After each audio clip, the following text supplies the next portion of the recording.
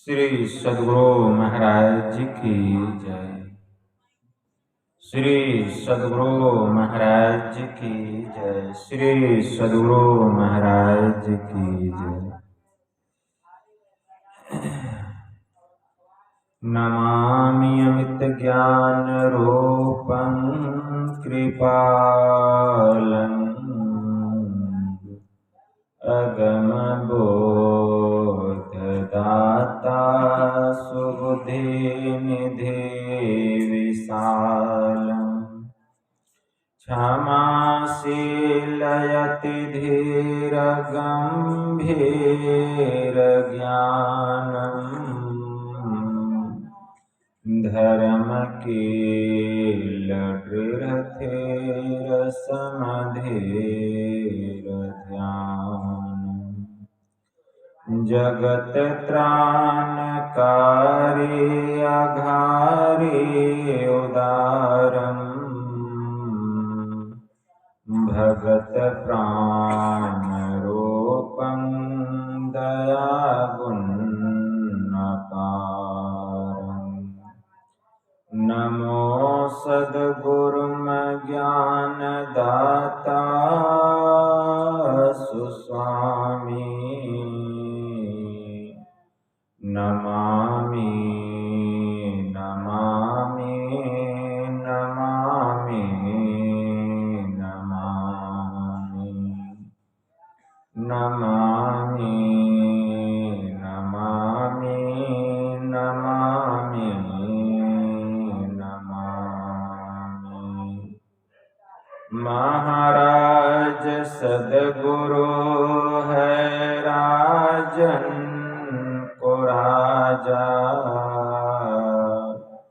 है जिनकी कृपा से सर्व काजा भने में ही सोई परम गुरु नमामि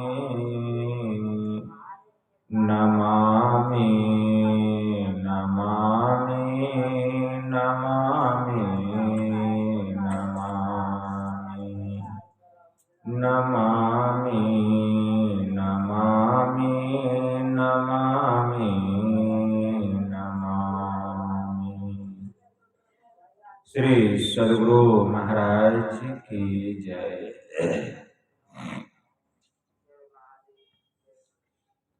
अव्यक्त रूप में परमाराध्य संत सद्गुरु महाराज के पावन कमल चरणों में बारंबार नमन। आदरणीय सत्संग प्रेमी गुरुजनों, भक्तिमती माताओं एवं धर्मशीला बहनों, यह संत मत का दूसरी पाली का रात्रिकालीन सत्संग है, जिसमें हम लोग अपनी अपनी उपस्थिति दर्ज कर रहे हैं। अभी संत स्तुति और गुरु वंदना से पाठ का शुभारंभ हुआ। हम लोगों ने अति ही मनोयोग पूर्वक भक्ति युक्त ढंग से पाठ का श्रवण किया। तत्पश्चात परमाराध्य संत सद्गुरु महाराज के अमृतमय पदों को भी हम लोगों ने श्रवण किया। गुरु महाराज की वाणी में आया कि दारू गांजा भांग अफीमा तारी चंडू मदक कोकीना सही तंबाकू नशा है जितने तजन योग्य तज डारो तितने। मांस मछरिया भोजन त्यागो सतगुण खान पान में पागो। खान पान को प्रथम संहारो तब रस रस सब अवगुण मारो। नित्य सत्संगति करो बनाई अंतर बाहर द्वे विधि भाई। धर्म कथा बाहर सत्संगा अंतर सत्संग ध्यान अभंगा। गुरु महाराज की वाणी में आया,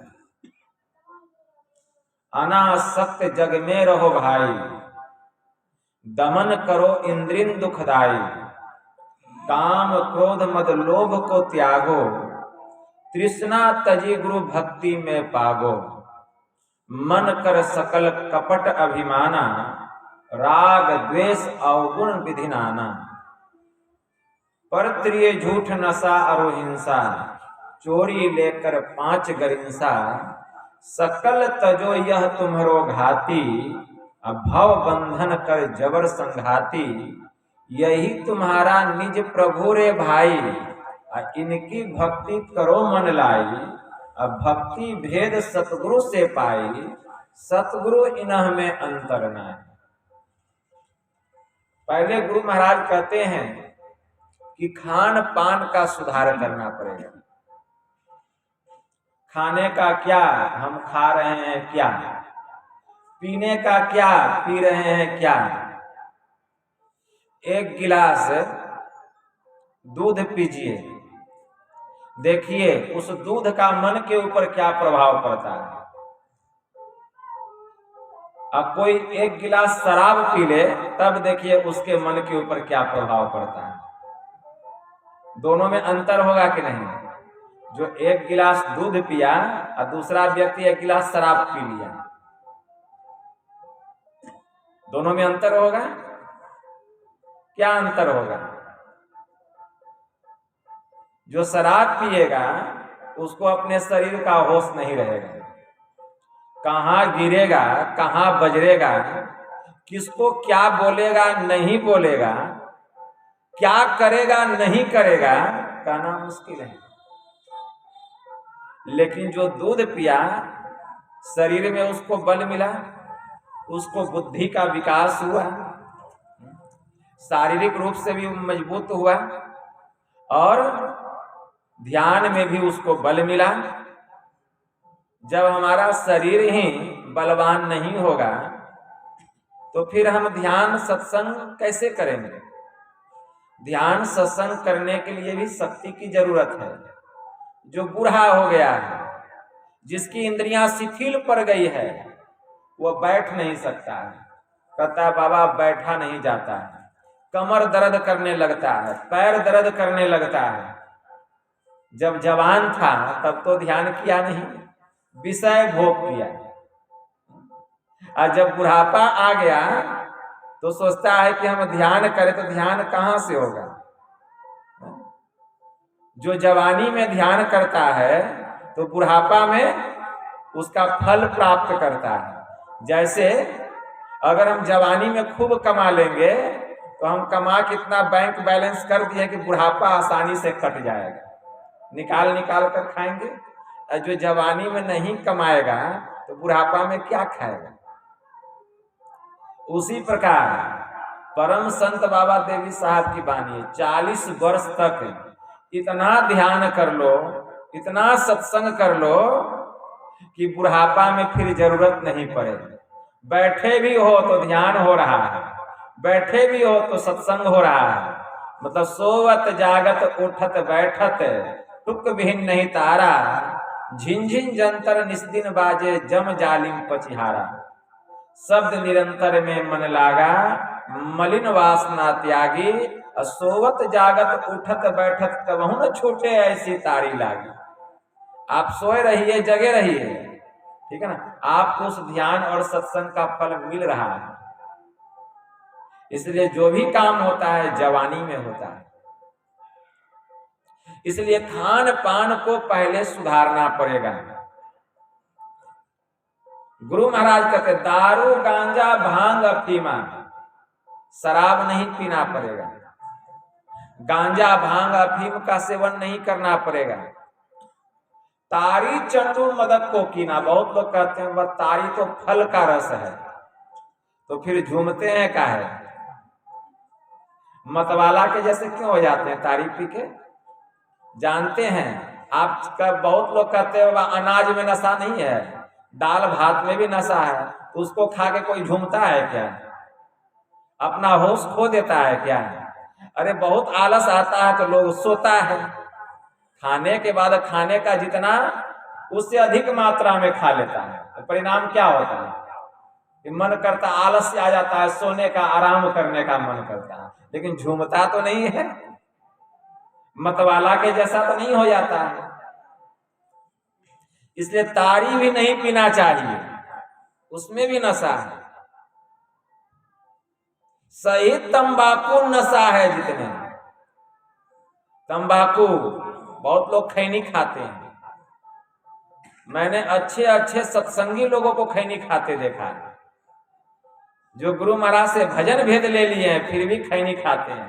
कहते हैं बाबा खैनी नहीं छूटता है, सब छूट जाता है, खैनी नहीं छूटता है। लेकिन खैनी भी नहीं खाना चाहिए। जो खैनी खाएगा उसका ध्यान में मन नहीं लगेगा। खैनी खाने वाले का हाथ का तलवा देखिए, वही उसका सबूत है, जवाब देता है वो कितना खैनी खाता है। ठीक है ना।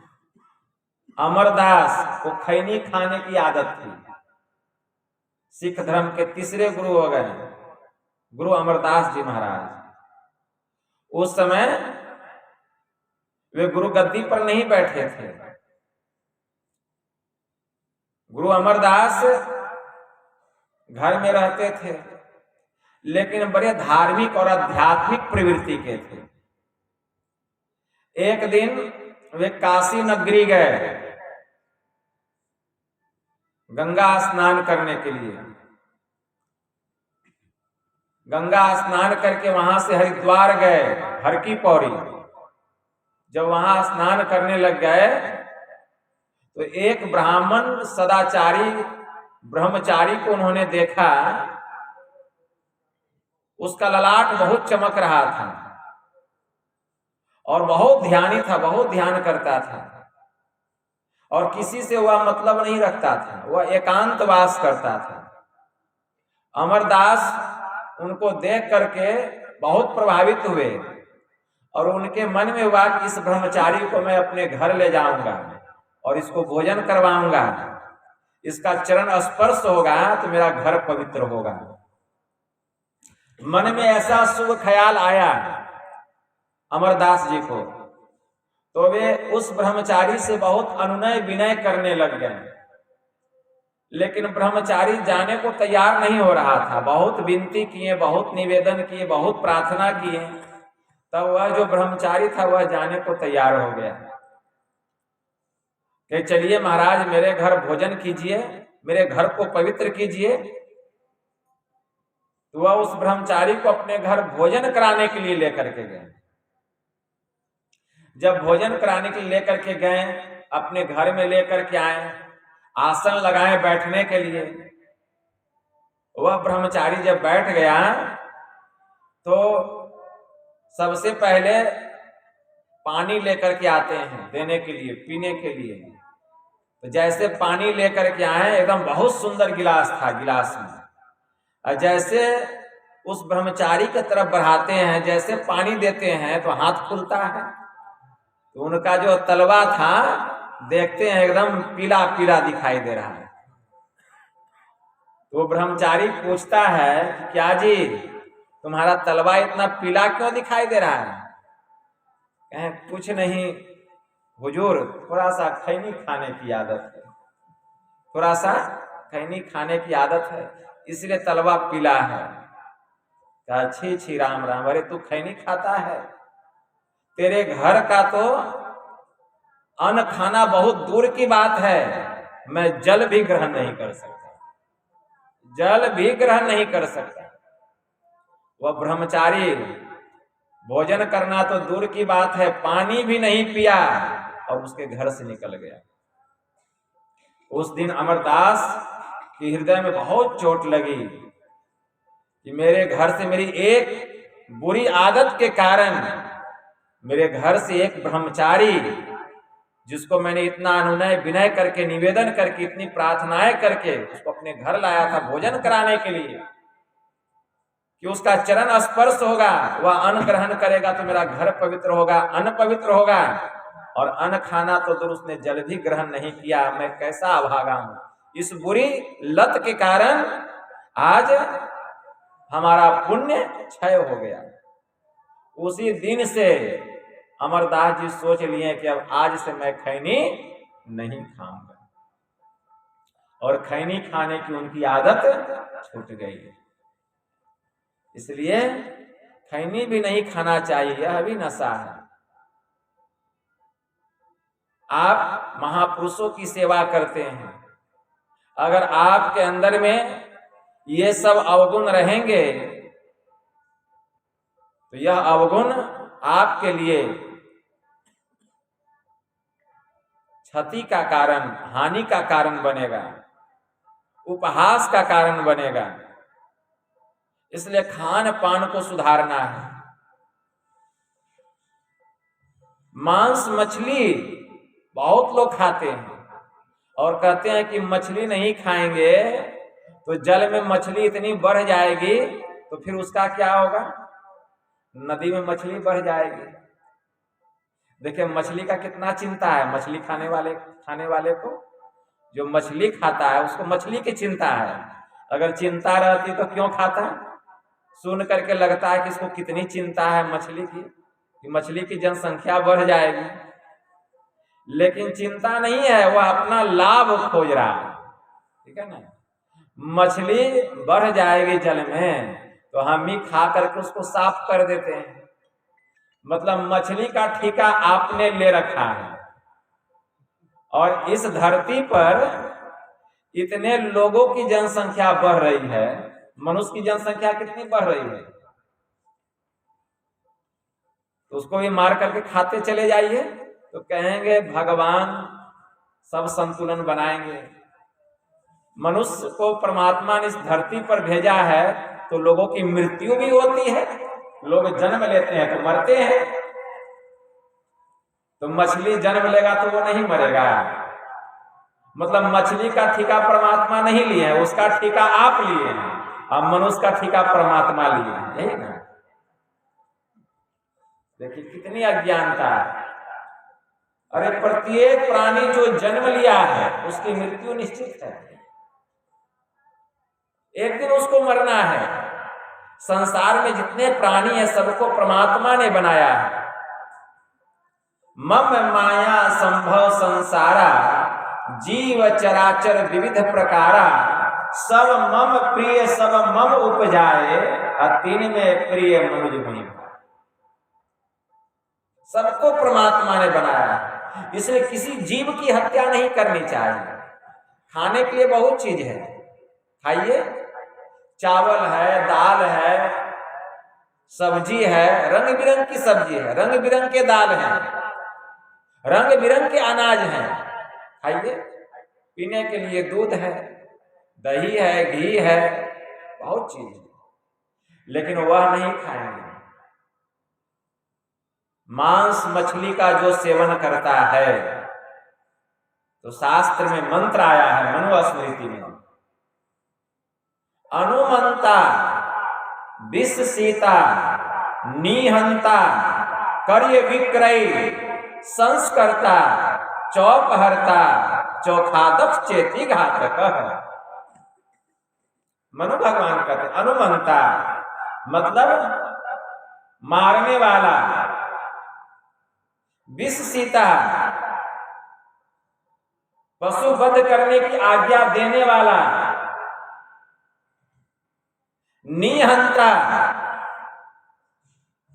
शस्त्र से मांस काटने वाला, कार्य विक्रय मांस खरीदने वाला और मांस बेचने वाला, संस्कर्ता मांस खाने के लिए पकाने वाला, चौपहरता मांस खाने के लिए परोसने वाला, चौखादक चेती घातक और मांस खाने वाला। ये आठों घातक हिंसा करने वाले ही बतलाए गए हैं, और इन आठों को आत्महत्या ब्रह्म हत्या का पाप लगेगा। मनुस्मृति कहती है। कोई ये नहीं सोचे कि बाबा हम खाते नहीं हैं, अरे खरीद कर तो लाते हैं। कोई कहते बाबा हम खाते नहीं हैं, अरे पकाते तो हैं। कोई कहते बाबा हम खाते नहीं है, बेचते हैं, तो बेचते तो हैं। कोई कहते बाबा हम खाते नहीं हैं, अरे मारते तो हैं। कोई कहते बाबा हम खाते नहीं लेकिन आज्ञा तो देते हैं। इसे सब पर इस हत्या का पाप चला जाएगा। इसलिए 8 लोगों पर इस ब्रह्म हत्या का पाप जाता है। ना कृत्वा प्राणी नाम हिंसा मांस मुत्पद्यते क्वचित न च प्राणी वध्य स्वर्ग अस्य मान मांसम विवर्जित। मनुस्मृति में मंत्र आया, मनु भगवान कह रहे हैं कि जब तक हम जीव की हत्या नहीं करेंगे मांस की प्राप्ति नहीं होगी। जब तक जीव की हत्या नहीं करेंगे मांस कहां से मिलेगा? जब तक हत्या नहीं करेंगे। और जीव की हत्या करके और उसका मांस भक्षण करके अपनी सुधा को शांत करके अब कोई सोचता है हम भगवान का भजन करके दुर्गा माँ, काली माँ, शंकर भगवान, हनुमान जी का भजन करके हम स्वर्ग चले जाएंगे या उस प्रभु के धाम में चले जाएंगे या उनकी कृपा हम पर प्राप्त हो जाएगी। तो मनुस्मृति में मंत्र आया, उसको स्वर्ग मिलने वाला नहीं है, कभी भी नहीं मिलने वाला है। उसकी भक्ति पूर्ण होने वाली नहीं है, उस पर कभी भी भगवान की कृपा होने वाली नहीं है। उसको स्वर्ग की प्राप्ति नहीं हो सकती। स्वर्ग तो बहुत दूर की बात है, नरक में भी उसको मुलायम स्थान नहीं मिलेगा। इसलिए मांस मछली का सेवन नहीं करना चाहिए। संत कबीर साहब कहते हैं तिल कर मछली खाई के कोटि गौ दे दान, काशी करवट ले मरे तो भी नरक निदान। संत कबीर साहब कहते हैं मांस मछलियां खात है असुरा पान से हेत, सो नर जर से जाएंगे जो मूली की खेत। अरे यह कुकर की खान है, यह तो कुत्ता और बिल्ली का भोजन है, सिंह और बाघ का भोजन है। अरे मनुष्य देह क्यों खाए? अब मुख में आमिष मैलता नरक परेश हो जाए। वह मुंह में मैला खाते हुए नरक जाएगा, उसकी दुर्गति होगी, दुर्दशा होगी, कभी सदगति या सुगति नहीं होगी। इसीलिए हमारे परमाराध्य ने कहा कि खान पान को प्रथम सुधारो। इसलिए खान पान का संयम रखना पड़ेगा और शिष्टाचार, शुचियाचार, इस पर विशेष रूप से ध्यान देना पड़ेगा। बहुत लोगों को हमने देखा है कि शौच करने के लिए जाते हैं और शौच करके जब आते हैं मैदान से तो वो दतवन भी तोड़ लेते हैं।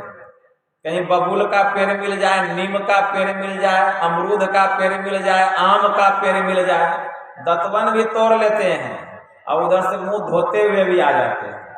मैंने बहुत लोगों को देखा है। क्या यही शुचियाचार है? उससे ध्यान भजन बनेगा? कभी ध्यान में उसका मन लगेगा? अरे जिसका तन ही पवित्र नहीं है उसका मन कहां से पवित्र होगा? बहुत माताएं एवं बहनों को भी मैंने देखा है कि जब वह भोजन बनाती है तो जब वह सब्जी छोंकती है या भूंजती है तो आंचल का जो छोर है उसको मुंह से दाब लेती है और एक हाथ से कढ़ाई पकड़ करके छोलनी चलाती है कढ़ाई के भीतर में। अब बताइए, एक तो सारी जूठा हो गया और उस सारी जो जूठा हुआ पूरा शरीर उसका जूठा हो गया। क्या यही शुचियाचार है? बहुत महिलाओं को मैंने देखा है कि जब वह रोटी पकाती है तो चुक्कू मुक्कू बैठ जाती है।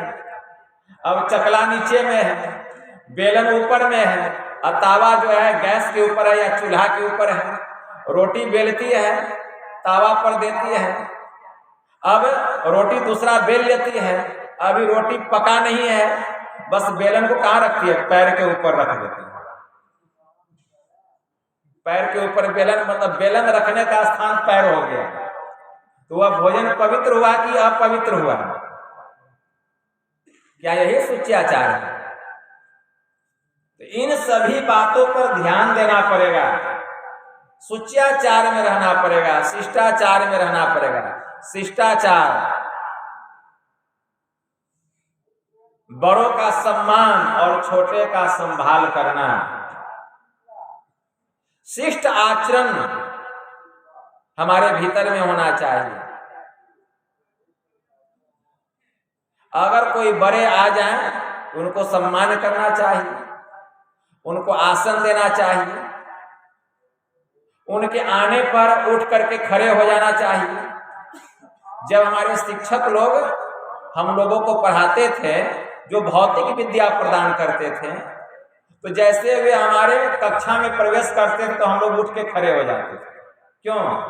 उनके अभिवादन में, उनके स्वागत में। ये सब शिष्टाचार है। इतना ही नहीं, अगर कोई हमसे छोटे हैं उसका संभाल करना चाहिए, उसको समझाना चाहिए, बतलाना चाहिए कि वे बड़ा होकर के कैसे दूसरों का सम्मान करेगा। अपने माता पिता का ख्याल रखना चाहिए। आजकल हम देखते हैं कि जब तक माँ बाप जिंदा रहते हैं खूब उससे लोग लड़ते हैं, झगड़ते हैं खूब, और जब माँ बाप मर जाते हैं तब उसको गंगा जी में लेकर के जाते हैं। मतलब जीवत पिता के दंगम दंगा, और मरल पिता के पहुंचावे गंगा।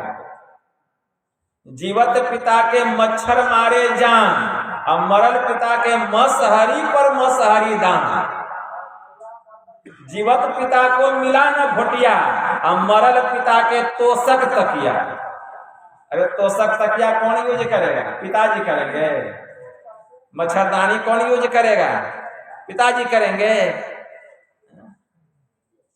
तो जब तक पिताजी माताजी जीवित थे उसकी सेवा नहीं की, हम मरने के बाद देखिए कितना दान कर रहे हैं।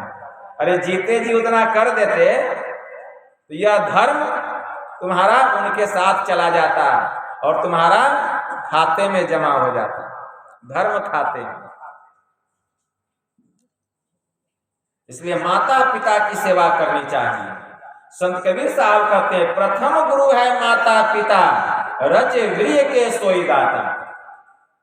दूसर गुरु है मन की धाई, गृहवास की बंद छुड़ाई। तीसर गुरु जिन धरिया नामा, ले ले नाम पुकारे गामा। चौथे गुरु जिन शिक्षा दिनहा, जगत व्यवहार सवे तब चिन्हा। पंचम गुरु जिन वैष्णव किन्हा, राम नाम का स्मरण दिन्हा। छठे गुरु जिन भरमगर तोड़ा, द्विधा मेरी एक से जोड़ा। सातम गुरु जिन सत शब्द लखाया, जहां का तत्व तहां समाया। कबीरा सात गुरु संसार में, असेवन सब संसार। सतगुरु सोई जानिए जो भवजल उतारे पार। लेकिन माता पिता प्रथम गुरु है। पहला विद्यालय हमारा घर होता है। हमारा घर जो है वह पहला विद्यालय है। पहला ज्ञान घर में माँ बाप से होता है। इसलिए माता पिता की सेवा करनी चाहिए। जब तक जीवित है उनकी खूब सेवा कीजिए, क्योंकि सेवा का बहुत फल मिलता है। सेवा से सद्गुण है आते, जिससे जीवन सुखमय होता है। और जिसमें है सेवा भाव नहीं, साही सुख चैन कहाँ होगा। जिसके अंदर में सेवा की भावना नहीं है, क्या उसको सुख मिलेगा? जीवन में कभी शांति मिलेगी, चैन मिलेगा? वह हमेशा अशांत रहेगा, हमेशा अशांत रहेगा। इसलिए शिष्टाचार, शुच्याचार, सदाचार, इसका खूब मुस्तैदी से पालन करना पड़ेगा। अगर हम ध्यान सत्संग में आगे बढ़ना चाहते हैं, साधना के क्षेत्र में उन्नति चाहते हैं, पवित्रता से रहना पड़ेगा। पवित्र कमाई से, खून पसीने की कमाई से अपना जीवन यापन करना पड़ेगा। गुरु महाराज की वाणी में आया, जीवन बिताओ स्वावलंबी, भरम भारे खोल कर, संतों की आज्ञा है ये में ही, माथ धर छल छोड़ी। तुलसी विलंबन कीजिए, भजिए राम सुजान, जगत मजदूरी देत है क्यों राखे भगवान। जब हम संसार के लोगों का मजदूरी करते हैं तो वे हमें कुछ रुपया पैसा देते हैं। अगर हम भगवान के घर में मजदूरी करेंगे, ध्यान करेंगे, सत्संग करेंगे, तो क्या वे हमें फल नहीं देंगे? जरूर देंगे, बहुत बड़ा फल देंगे। इसलिए संत जो होते हैं वे परमात्मा के रूप होते हैं, और किसी को परमात्मा का रूप नहीं बतलाया गया है संत के अलावा। गोस्वामी जी ने क्या कहा? संत भगवंत अंतर निरंतर नहीं, कछु किमपि मति विमल कह दास तुलसी। कि मैं अपनी निर्मल बुद्धि से कहता हूं कि संत और भगवंत में कोई अंतर नहीं है। लेकिन एक बात याद रखिए, संत होना चाहिए। संत के भेष में कहीं भेड़िया निकल गया, दुराचारी निकल गया, भेष तो संत का है, लेकिन है दुराचारी, है व्यभिचारी, है मांस मछली खाने वाला, खाली भेष संत का है। ठीक है ना? इसीलिए वह संत होना चाहिए। गुरु महाराज की वाणी में आया, परमात्मा का दर्शन और सच्चे संत का दर्शन सम है, बराबर है। ऐसा विश्वास जिनके हृदय में है वे तेज भाग्य वाले। यह मुस्तैदी से विश्वास करना पड़ेगा, लेकिन वास्तव में वह संत होना चाहिए। भेष कैसा भी हो, अगर ऊंचा ख्याल है, दिन बाहर से दिखे भीतर से मालो माल है। कोई कहता भिक्षु है, कोई कहे कंगाल है, अरे गुदरी पहने वह तो गुदरी का लाल है। संत संत सब ही बरे, जो पुख्ता की खेत, अब कोई कुदरती लाल है, कोई श्वेत का श्वेत। महोपनिषद में मंत्र आया, भिद्यते हृदय ग्रंथि छिद्यन्ते सर्व संशया, क्षीयन्ते चास्य कर्माणि तस्मिन् दृष्टि परावरे। परे से परे परमात्मा को जिसने देख लिया है, जिसके हृदय की गांठ खुल गई है, जिसका सभी संशय सभी भ्रम दूर हो गया है, ऐसे महापुरुषों को संत कहा गया। इसलिए संत सब नहीं होते हैं, इसलिए संत की सेवा से बढ़ करके कोई दूसरी सेवा नहीं है। संत की सेवा मतलब परमात्मा की सेवा। एक नगर था, उस नगर में एक हाकिम रहता था। वह जो हाकिम था वह साधु महात्माओं से बहुत नफरत करता था। वह साधु को देखना नहीं चाहता था, इसलिए उसने अपने नगर में ऐलान करा दिया कि जो भी कोई साधु महात्माओं को अपने घर में ठहराएगा या भोजन कराएगा या जल पिलाएगा, उसको कठिन से कठिन, कठोर से कठोर भारी दंड दिया जाएगा। अब जो भी महात्मा उधर आते तो कोई भी उसको अपने घर में नहीं ठहराता था, वहां के हाकिम के डर से।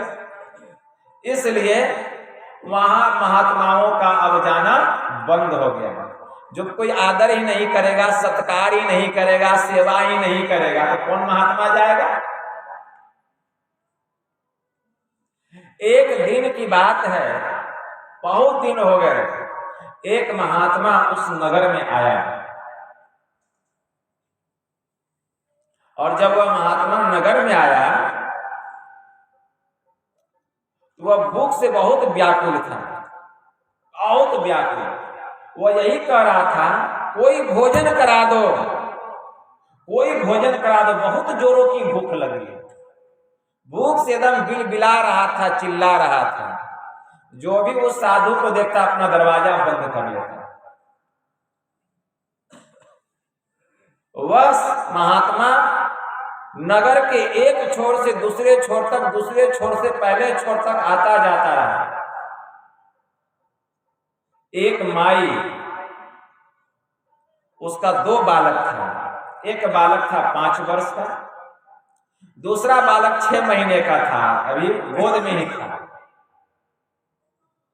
और वह माई बहुत गरीब थी, बहुत निर्धन थी, और वह 2 ही रोटी बनाई थी, 2 ही रोटी बनाई थी। वह 2 रोटी लेकर के बैठी थी खाने के लिए कि मैं भोजन करूंगी। तभी उस महात्मा की आवाज उसके कानों में आई। उसके मन में हुआ कि लगता है महात्मा जी बहुत भूखे हैं, चिल्ला रहे हैं, भोजन करा देना चाहिए। भोजन करा देती हूं, अब जो ईश्वर चाहेंगे होगा, जो हाकिम दंड देगा दे देगा, लेकिन भोजन करा देना चाहिए। यह साधु बहुत चिल्ला रहा है।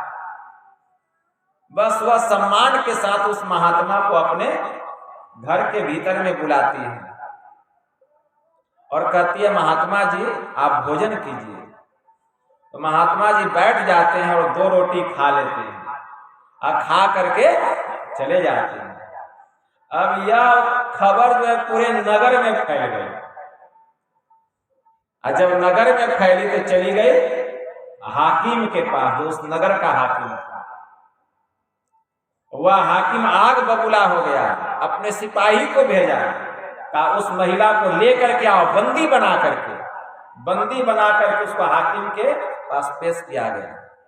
हाकिम ने कहा, मेरे मना करने पर भी तुमने साधु को अपने घर में बुला करके भोजन कराया, क्या तुझे भय नहीं लगा कि मुझे कठोर से कठोर दंड मिलेगा? वह महिला कुछ नहीं बोलती है। हाकिम जल्लाद को हुक्म देता है, इसका दोनों हाथ काट लिया जाए। जल्लाद जो था उसका दोनों हाथ काट लेता है। अब तुरंत हाकिम हुक्म देता है कि तुरंत इस नगर से बाहर निकल जाए।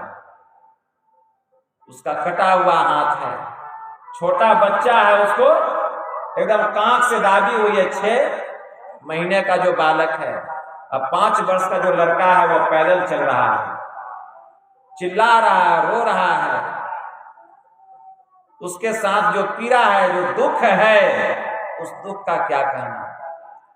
बेचारी रोती जा रही है और यही कह रही है कि हे प्रभु, मैंने क्या गुनाह किया था? क्या किसी संत को भोजन कराने का यही फल? मैंने तो कोई बुरा काम नहीं की थी। मैंने तो एक साधु को भोजन कराई थी और तुमने मुझे यह दुख दिया, यह फल दिया। उसको प्यास बहुत जोरों की लगी थी, सामने में एक नदी उसको दिखाई दी।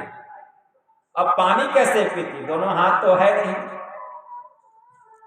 वह अपना मुंह नदी में सटाती है पानी पीने के लिए। बस वह जो बच्चा था गोद में, वह नदी में गिर जाता है, नदी में गिर जाता है। और जैसे नदी में गिरता है, वह चिल्लाती है, कोई मेरे बच्चे को बचा लो, कोई मेरे बच्चे को बचा लो।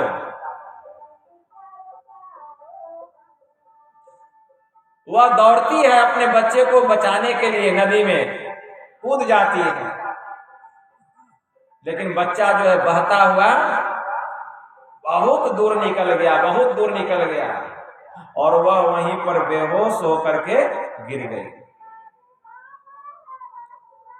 इतने में वहां 2 फरिश्ते आते हैं, 2 फरिश्ता।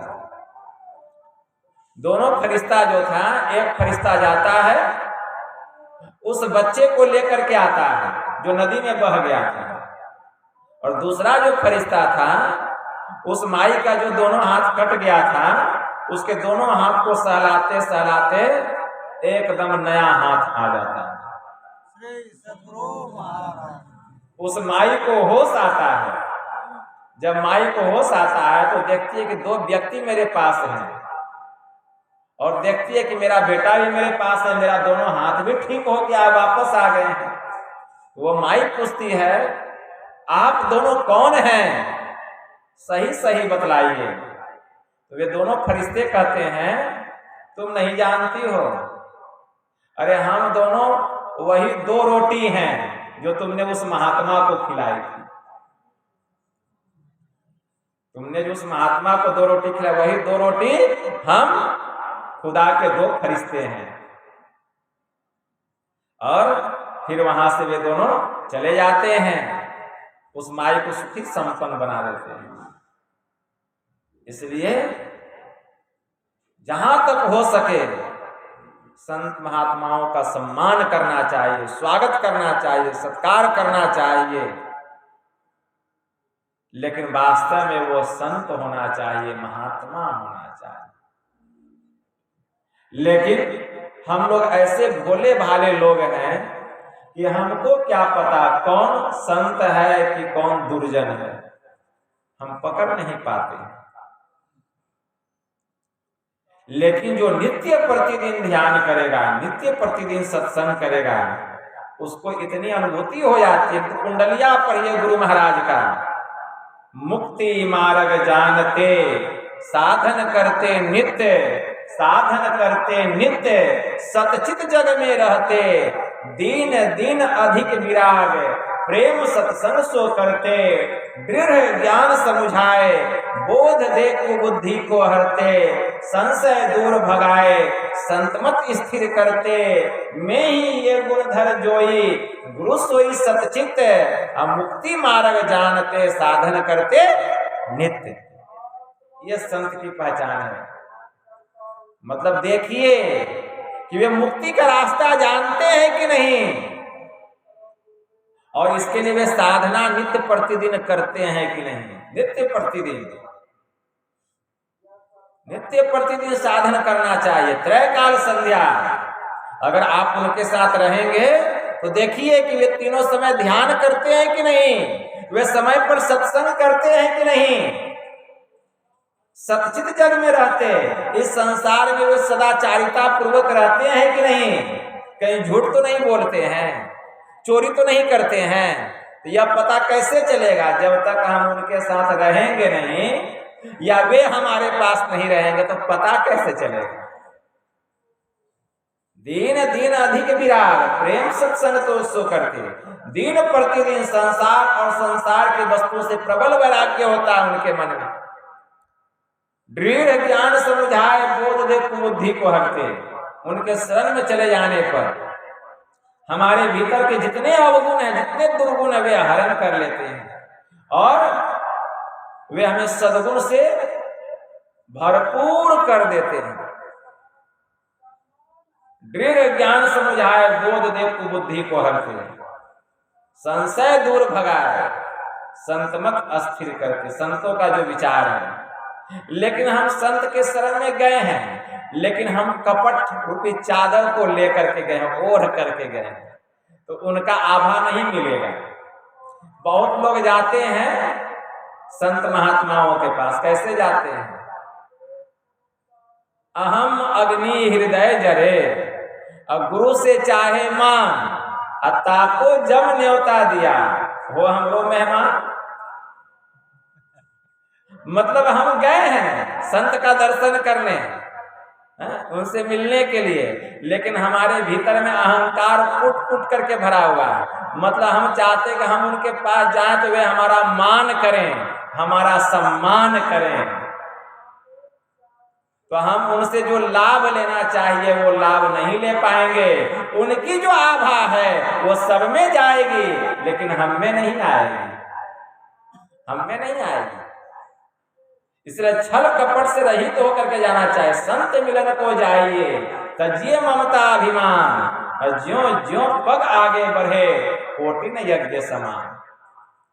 इस तरह जाना चाहिए, दीनहीन होकर के जाना चाहिए, तब उनका जो लाभ मिलना चाहिए संत का दर्शन करने का वह प्राप्त होगा, नहीं तो उस लाभ से हम वंचित हो जाएंगे।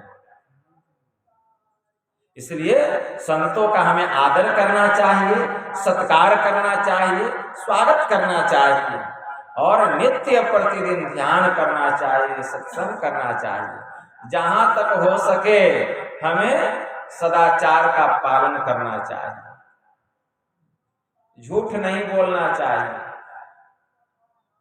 बहुत लोग दिन भर में 90 को झूठे बोलते हैं और 10 को ही बात सत्य बोलते हैं। वो भी किसी तरह 90 बात झूठ, 100 बात नहीं, और 10 बात वो भी किसी तरह सही हो जाए, और नहीं तो 5, 2, 3, 1, कभी तो 99 झूठ, 1 के सही।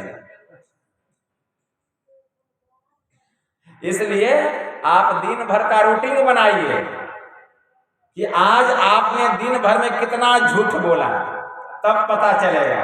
जहां जहां झूठ बोलिए एक डायरी रखिए, नोट कर लीजिए, बोलिए झूठ लेकिन नोट कीजिए कि आज हमने कितना बार झूठ बोला। फिर दूसरे दिन वो डायरी रखिए, फिर गिनिए कि आज कितना झूठ बोले। अगर आपको कुछ कम लगेगा तो लगेगा कि आज कुछ लाभ हुआ है। 100 में झूठ 99 हो गया, तीसरे दिन गिनिए 90 हो गया। ठीक है ना। ध्यान सत्संग करते रहिए। होते होते जब 3 झूठ बच जाएगा तो चलते रहेगा कुछ दिन तक, क्योंकि वो जरूरी है वो झूठ बोलना। तीनों नहीं बोलेंगे तो काम ही नहीं चलेगा। 3 झूठ जरूरी हो जाता है बोलना, ठीक है ना। लेकिन वो 3 झूठ भी छूट जाएगा, कुछ दिन तक चलेगा। फिर मन में होगा कि जब हम 97 झूठ छोड़ दिए तो क्या 3 न छूटेगा, तो 1 घट जाएगा, बच जाएगा 2, तो 2 भी बहुत दिन तक चलेगा। हो सकता है 6 महीना चले। अब 2 झूठ बोलते बोलते 98 छूट गया तो 2 नहीं छूटेगा, बच जाएगा 1। अब 99 झूठ साफ हो गया, अब 1 ही झूठ है। अब पहले 99 झूठ बोलते थे, 1 सत्य बोलते थे। अब 99 सत्य बोल रहे हैं और 1 झूठ बोल रहे हैं। कितना अंतर हो गया। अभी 1 झूठ कितना दिन तक लेके जाएगा कहना मुश्किल है, लेकिन होते होते ध्यान में बल मिलेगा, सत्संग में बल मिलेगा, और वह 1 झूठ भी गुरु की कृपा से साफ हो जाएगा। आप सत्यवादी हो जाएंगे। फिर कोशिश भी कीजिएगा ना झूठ बोलने का तो नहीं बोल पाइएगा। मन में होगा इससे अच्छा चुपके रहेंगे, मन में यही होगा। अब वहां झूठ बोलना है लेकिन झूठ भी नहीं बोल सकते, सत्य भी नहीं बोल सकते हैं, तो मन में होगा कि चुपके रहना है। झूठ बोलने का हिम्मत नहीं आएगा। सत्य बोलने का जिसको हिम्मत हो गया है वह झूठ बोलेगा नहीं। क्यों? वह सत्य बोलने का हिम्मत उसको मिल गया। देखिए बिना हिम्मत का कुछ नहीं होता है, तो वो चुप हो जाएगा। और जब चुप हो जाएगा तो कहा गया मौनम स्वीकृति लक्षणम। अगर वह मौन है तो इसका मतलब बात सत्य है, मतलब वह सत्य नहीं बोल रहा है तो अभी उसका मौन बता रहा है कि यही बात सत्य है। ठीक है ना। समझदार व्यक्ति के लिए इशारा काफी होता है, तो मौन इशारा है समझदार व्यक्ति के लिए। ठीक है ना। इस तरह हम संसार में रहेंगे। देखिए साधना के क्षेत्र में आगे बढ़ जाएंगे, ध्यान में गति ऊंची हो जाएगी, और आप दूसरे को भी इसका शिक्षा दे सकते हैं। तो झूठ जो है यही पाप का सरदार है। चोरी, नशा, हिंसा, व्यभिचार ये तो अपने आप खत्म हो जाएगा। आप चोरी किए, झूठ बोल दीजिए कि हम चोरी किए, सही सच बोल दीजिए हम चोरी किए, देखिए लज्जित हो जाइए। आप व्यभिचार किए, अब बोलना है सत्य, हाँ हमसे व्यभिचार हो गए, लज्जित हो जाएगा, दूसरा बार उससे गलती नहीं होगी। मतलब उसको सत्य बोलने की आदत हो गई है, तो चोरी क्यों करेगा? सत्य बोलना पड़ेगा। नशा क्यों करेगा? सत्य बोलना पड़ेगा। व्यभिचार क्यों करेगा? सत्य बोलना पड़ेगा। हिंसा क्यों करेगा? सत्य बोलना पड़ेगा। इसलिए चारों पाप अपने आप साफ हो जाएगा। इसलिए केवल एक झूठ को छोड़ दीजिए और कोई छोड़ने की जरूरत नहीं। इस तरह सीखिए कुछ छोड़ने के लिए,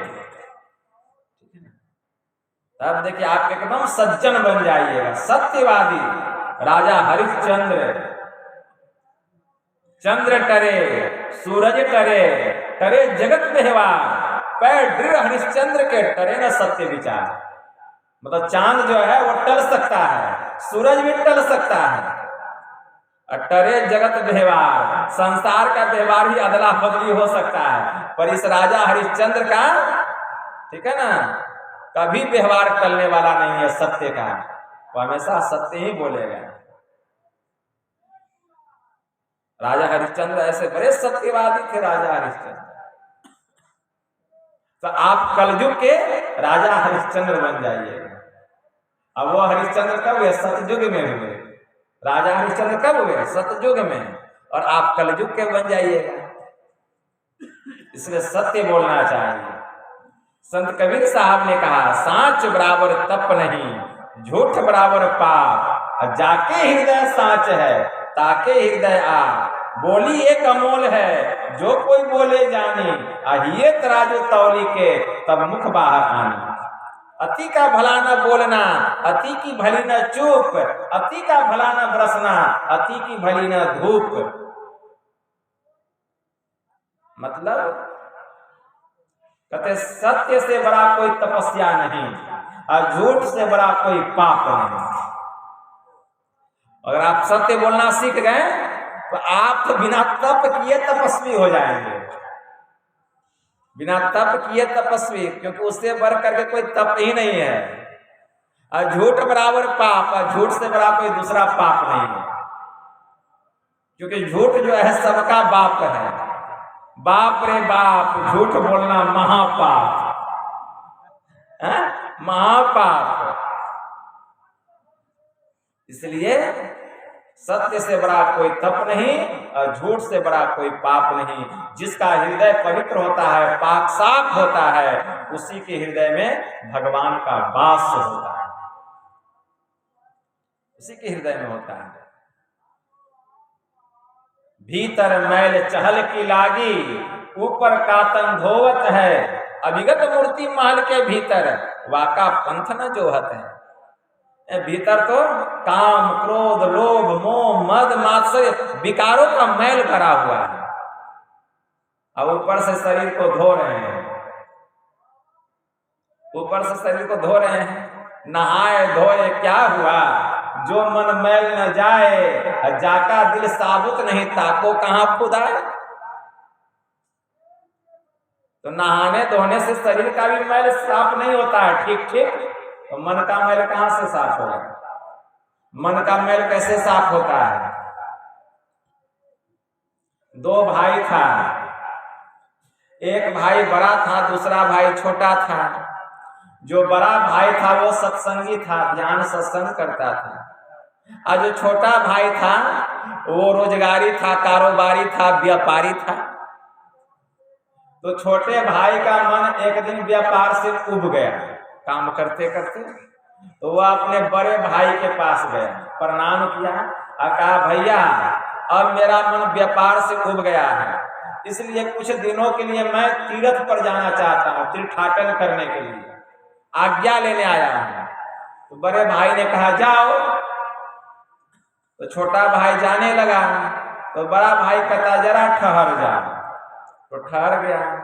कहा कि देखो मेरे पास एक तितलौकी है, ठीक है ना, इसको भी तुम अपने साथ लेते जाओ, ठीक है ना। और जिस तीर्थ में तुम नहाना, इसको भी नहलाना।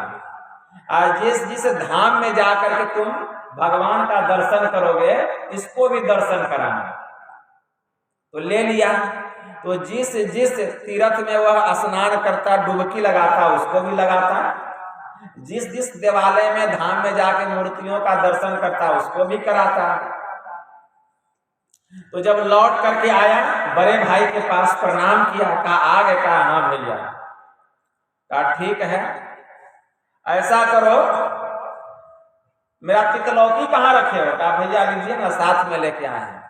कहा जिस तीर्थ में तुमने डुबकी लगाया, इसको भी लगाया था? कहा हाँ भैया। जिस देव मंदिरों में जाकर तुमने देवताओं का दर्शन किया, इसको कराया था? कहा हाँ भैया। कहा ठीक है, ऐसा करो, इसको ऊपर से थोड़ा सा काटो। ऊपर से थोड़ा सा काट दिया। कहा कि इसके भीतर में जितना गुद्दा है तुमरी के भीतर में उसको निकालो। तो हाथ देकर उस तुमरी से जितना गुद्दा था सब निकाल दिया।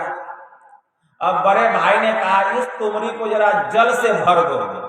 तो तुमरी घड़ा के जैसा बन गया, जल रखने योग्य स्थान बन गया, जल से भर दिया उसको। अब उसका बड़ा भाई कहता जरा सा एक घोंट चख के देखो तो कैसा लगता है। तो जैसे एक घोंट जल मुंह में लिया, इतना कड़वा जल था, इतना कड़वा कि निगलते नहीं बना। तो जब निगलते नहीं बना तो क्या किया, उगल दिया, कुल्ली कर दिया। तो बड़े भाई ने पूछा अरे क्या बात है, तुमने कुल्ली क्यों कर दी।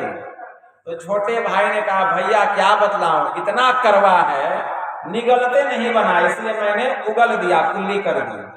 तो बड़ा भाई कहता अरे जिस जिस तीर्थों में जाकर तुमने डुबकी लगाया, इसको भी नहलाया, जिस जिस देवालय में जाकर के देव मूर्तियों का दर्शन किया, इसको भी कराया, फिर भी इसके भीतर की करवाई दूर नहीं हुई। तो तुमने यह कैसे समझ लिया कि तुम्हारा भीतर में रहने वाला जो मन है यह साफ हो गया, पवित्र हो गया। जब इसके भीतर की करवाई दूर नहीं हुई तो तुम्हारा मन कैसे पवित्र हो गया। तीर्थ में डुबकी लगाने से, स्नान करने से, अरे यह मन तो तब साफ होता है, तब पवित्र होता है जबकि हम ध्यान और सत्संग करते हैं। तन पवित्र गुरु सेव कर, धन पवित्र कर दान, मन पवित्र हरि भजन कर, तब पावे पद निर्वाण। ऐसे मन पवित्र नहीं होता है। श्री जबालदर्शनोपनिषद में एक मंत्र आया है, चितम अंतर्गतम दुष्टम तीर्थ स्नान शुद्ध्यति, सतसो अपि जलेर ढोरतम सूरा भांड निवास शुचि।